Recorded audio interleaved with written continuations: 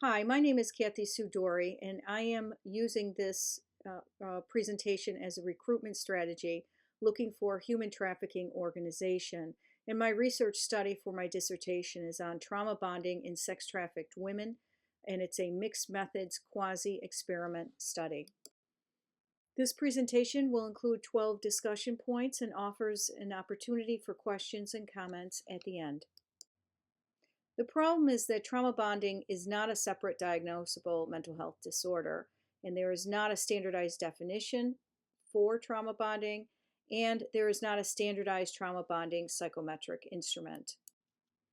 The purpose of this study is to look at the relationship between EQ and trauma bonding in female sex trafficked victims quantitatively, qualitatively, and integratively, while capturing their lived experiences as they're going through this quasi-experiment.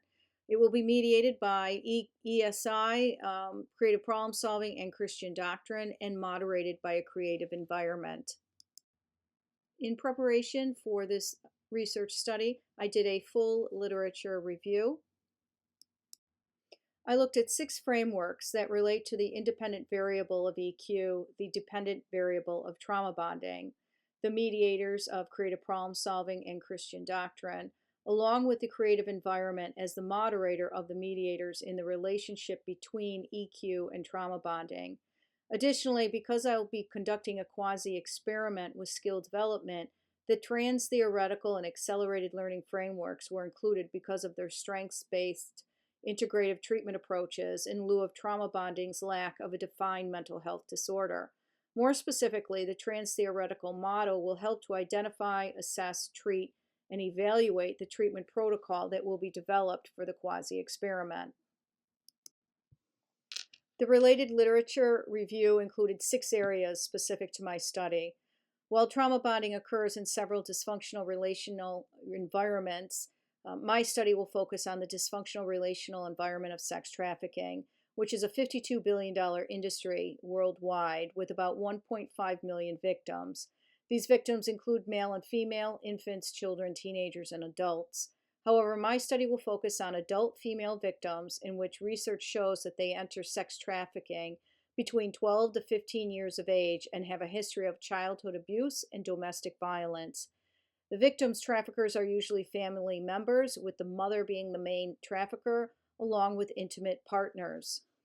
While researching trauma bonding symptoms and trauma bonding symptoms specific to female sex trafficked victims, I found 12 shared symptoms and 6 shared predictors that fell into 6 different constructs that included cognitive, emotional, social, physical, spiritual, societal, and financial. Next, I looked at how to assess and diagnose trauma bonding and found the Stockholm Syndrome Scale, the Post Traumatic Stress Index, and the relatively new trauma bonding scale for adults. However, none of these instruments have been adequately tested or standardized and do not meet the validity requirements of the standards for educational and psychological testing. Thus, the reason for developing the trauma bonding rate of prevalence scale assessment, which include the symptoms within those 6 constructs. I also looked at the treatment protocols and skill development training that was used with female sex trafficked victims and found very limited research from an efficacy, trans-theoretical, and active participatory perspective, in addition to no standardized treatment protocols or skill training in ESI, creative problem solving, or Christian doctrine. Last, I looked at whether a creative environment was provided when treating female sex trafficked victims and found no research at all. I also looked at the significance of this study. Well, there are several empirically significant applications of this research study. Most notably would be its leading to a standardized trauma bonding definition, treatment protocol, and psychometric instrument. Theoretically, this study may introduce the EQI and its problem-solving subscale as a new diagnostic tool to measure the symptoms of trauma bonding, not only in sex trafficking, but in all the dysfunctional relational environments. And learning creative problem-solving skills may help victims better identify dangerous situations and their abusers' triggering cues so they can live safer lives. Practically, this study may introduce the EQI, SAI, and BPSS as evaluative tools in treatment programs, in addition to using Christian doctrine when treating the spiritual symptoms associated with trauma bonding. More importantly, this study may show the importance of testing for EQ alongside IQ at an early developmental age to identify any dysfunctional mental health disorders that can be treated years before the symptoms show up as a young adult. The research method and design that this study will take is a mixed methods research approach. And mixed methods research collects quantitative and qualitative data and integrates that data to gain insights from combining the data. This study will take a convergent mixed methods research design and will have a quasi-experiment. It is also quantitatively driven. The mixed methods design with the quasi-experiment, this is shown as in a very simplistic conceptual layout. It shows a pre, during, and post quasi-experiment and the instrumentation and data collection, analysis, and how it's merged and then interpreted. This is a very simplistic layout. This is a much more detailed conceptual layout, as you can see, and it consists of 7 months for the entire research study. There are 5 stages. The first stage in month 1 is the inclusionary criteria for the quasi-experiment. Stage 2 is month 2, is the pre-quasi-experiment. And stage 3 encompasses months 3, 4, and 5, and that is the actual quasi-experiment. Stage 4 is in month 6, and that is post-quasi-experiment. And the final month, month 7, is stage 5. This is where the mixed methods research data integration is happening. And you can see that there are different steps per research question, and it's just a lot more involved. And if you would like more information on this, or you'd like to go through this in a more detailed way, please just give me a call or contact me at my Liberty University email address, which is shown at the end of this presentation. Next are the research questions that will be used for this research study. The quantitative research questions, there are 4 of them. The first one is, does EQ predict trauma bonding in female sex-trafficked victims who are participating in a quasi-experiment? Research question 2 and 3 deal with creative problem-solving skills and Christian doctrine as mediators of trauma bonding in the female sex-trafficked victims who are participating in the quasi-experiment. Research question 4 asks whether a creative environment moderates trauma bonding in these participants who are participating in a quasi-experiment while they are concurrently learning skills in ESI, creative problem solving, and Christian doctrine. Of course, with quantitative research questions, there are quantitative hypotheses, and here they are listed, and I can go into greater detail with these for anybody who is interested. The qualitative research questions include 4 questions as well.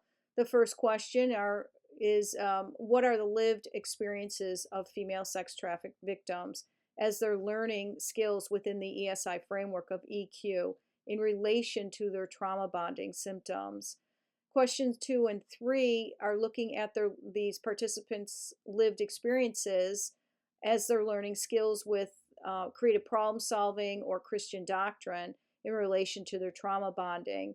And the 4th question is really, we're trying to gather some information on what are their lived experiences as female sex trafficked victims as they're learning skills in ESI, creative problem solving, and Christian doctrine, as they're participating within this creative environment or setting in relation to their trauma bonding symptoms. And then finally, the mixed methods research questions are, it's really just, we're wondering to what extent do the qualitative findings of research questions 1 through 4 confirm the quantitative results of research questions 1 through 4. Next are the research setting, the participants, and the quasi-experiment.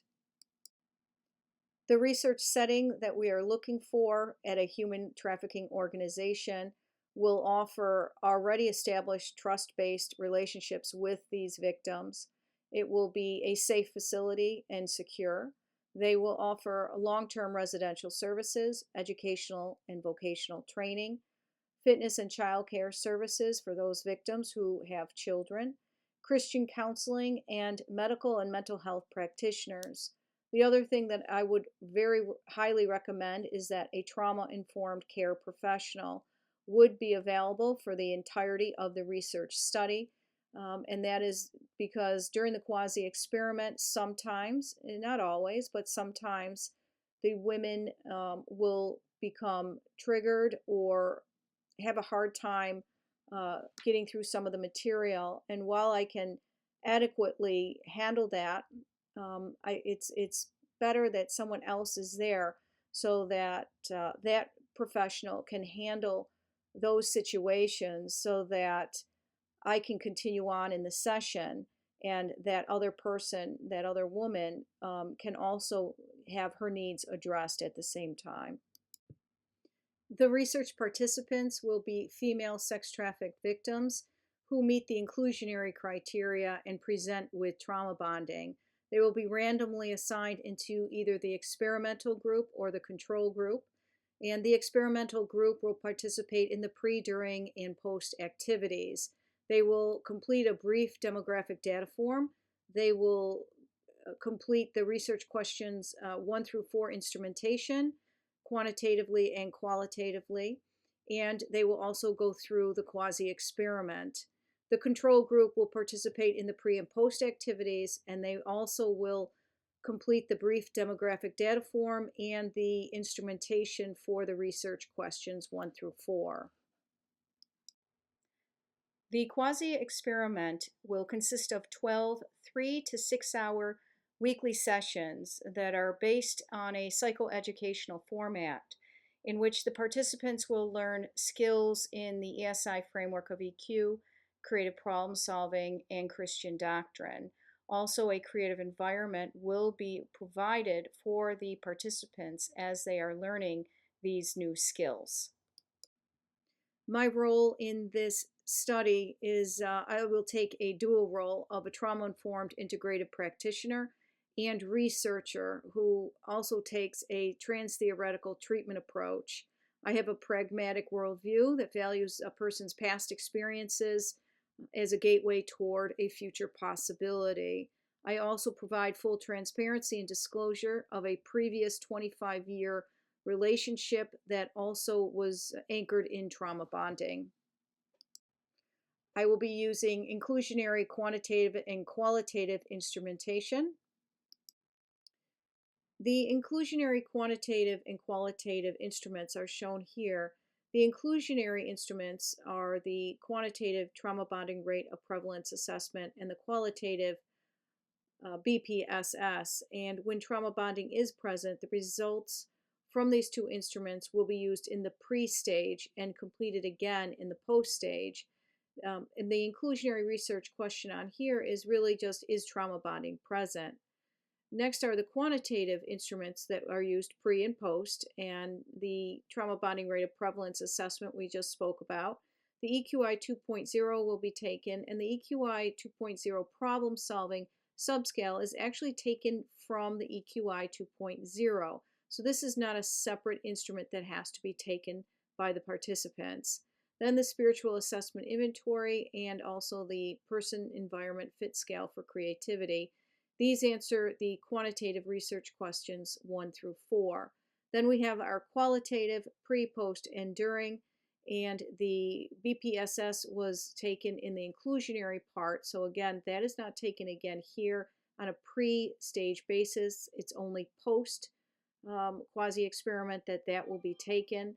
Then we have the qualitative EQ problem solving, and the SAI and the PEFSC. And then during the quasi-experiment, we have the two qualitative instruments, which is the debriefing feedback tool and the self-discovery journal.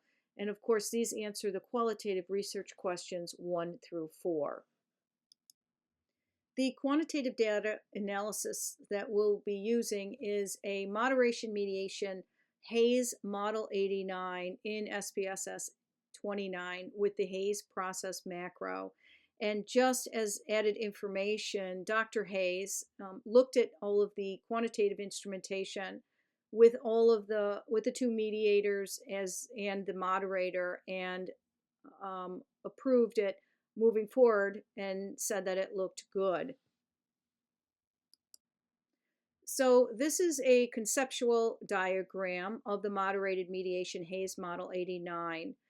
Trauma bonding will be measured by the continuous trauma bonding rate of prevalence assessment scale with an interval level of measurement as the criterion variable. EQ will be measured by the continuous EQI 2.0 with an interval level of measurement as a predictive variable. Creative problem solving will be measured by the continuous EQI problem solving subscale with an interval level of measurement as a mediator. Christian doctrine will be measured by the continuous spiritual assessment inventory with an interval level of measurement as a mediator. And the creative environment will be measured by the continuous person environment fit scale for creativity with an interval level of measurement as a moderator. So this is the statistical diagram of a moderated mediation Hayes Model 89 that we'll be using. And statistically, this study will first look at whether or not the continuous independent variable of EQ predicts the continuous dependent variable of trauma bonding, and whether or not the creative environment moderates the predictive effect of EQ on trauma bonding. Second, this study will look at whether or not creative problem solving and Christian doctrine mediate the predicted effects of EQ on trauma bonding, and whether or not the creative environment moderates those two mediators' predictive effects independently and jointly of EQ on trauma bonding. So there will be one direct effect of EQ on trauma bonding that is conditional on the creative environment, and three indirect effects of EQ on trauma bonding that are conditional on the creative environment. The qualitative data collection and data analysis will include semi-structured interviews, group session debriefs, journaling, and I'll be using the MaxQDA Analytics Pro software program. So the qualitative data collection, as I said, will have semi-structured interviews for the EQ problem solving subscale, the spiritual assessment inventory, and the person environment fit scale for creativity. Then there'll be, in those semi-structured interviews, they'll take anywhere from 15 to 45 minutes. The group session debriefs will be using a debriefing feedback tool at the end of every single session. It lasts about 5 to 7 minutes. It's pretty quick.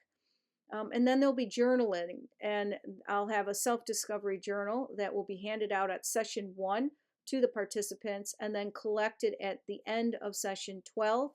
And after the end of this research study, those journals will be given back to the participants if they would like them. I'll be taking a hermeneutical phenomenology approach, along with its informed integrative approach to inquiry by Anshin, for the qualitative data analysis. And what this does is it takes a horizontal strategy, and that's when data is identified, highlighted, organized into themes, patterns, or relationships, and then evaluated and created into clusters of meaning. And then we'll put together some textual and structural descriptions, and then we'll finish with a composite description. All of the qualitative data will be imported into the MaxQDA Analytics Pro software. And what's really great about this software program is that you can have separate documents per participant where all of their respective interviews or audio recordings, video recordings, and their completed questionnaires can be held.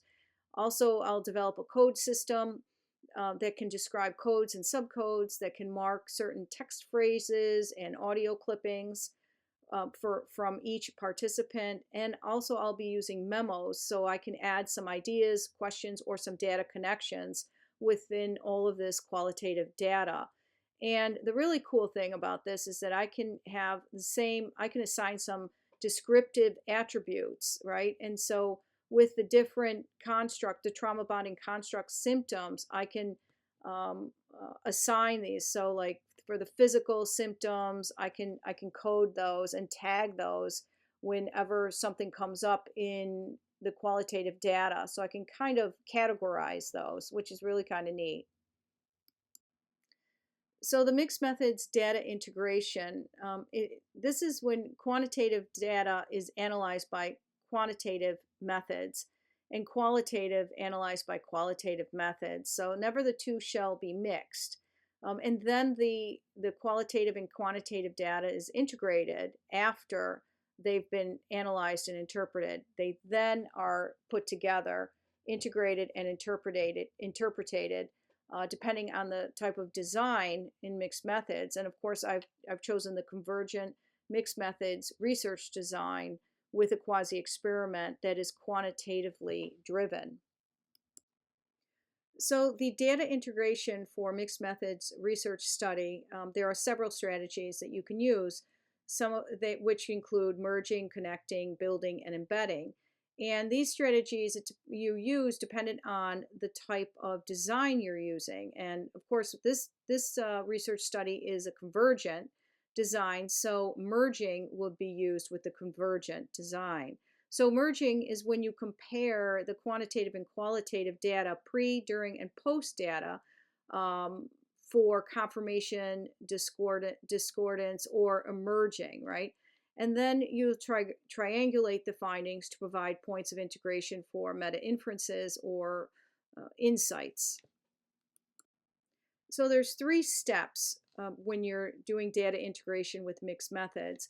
Then step 1 is you create an implementation matrix. Now this is an at a glance, right? So I've done an implementation matrix actually for each one of the research questions, quantitatively and qualitatively, but I've only included the mixed methods research question here as an example to show you.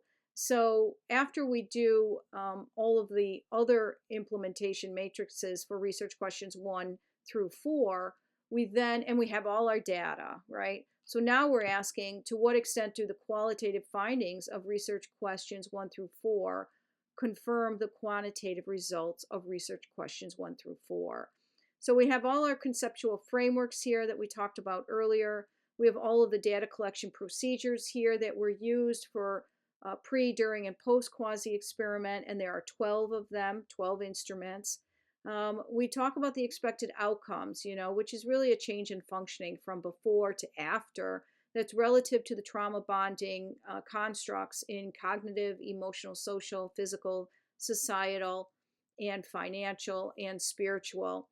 And then the data analysis procedures that we'll be using are matching data sources, joint display of themes from quantitative and qualitative instrumentation findings, and then side-by-side joint displays to compare the related quantitative constructs with the qualitative themes.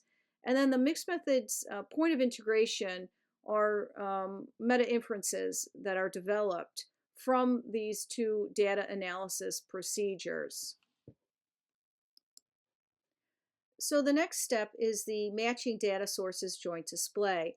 And basically we take all the qualitative sources and quantitative sources or instruments and we list them. So we have the first column and the second column, and the last column.